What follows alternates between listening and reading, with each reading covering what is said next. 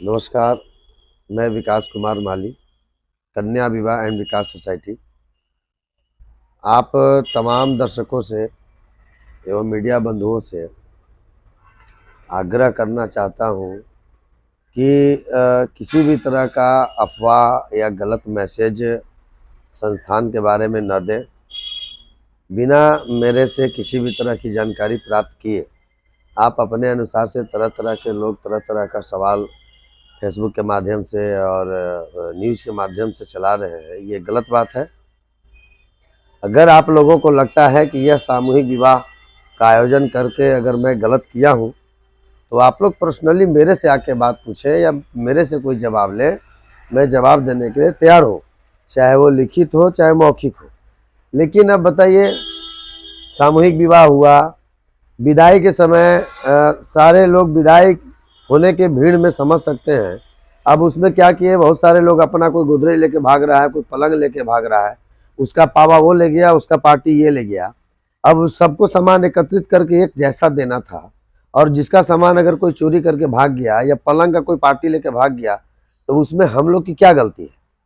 उसके बावजूद भी जितने लोगों को हम लोगों ने सामान उस दिन में रोका, शाम तक दे के विदा किया। एक दिन में 350 का सामान बांटना क्या संभव है? वो भी एक आइटम नहीं है, कम से कम 10-15 आइटम है एक लड़की को, और वो भी बड़ा बड़ा आइटम है, पलंग है, गोदरेज है। पलंग में प्लाई सेट करना पड़ता है, उसका पावा पार्टी का नट बोल्ट सब देखना पड़ता है। उसके बावजूद भी हम लोगों ने 40 सामान उस दिन बांटा, 70 सामान हम लोगों ने कल भेजा। आप लोग पता कर सकते हैं। अगर आप लोगों को इस सब शक की दायरा में आ रहा है कि सामान नहीं बांट रहे हैं, तो ये सब गंदा अफवाह न उड़ाएं।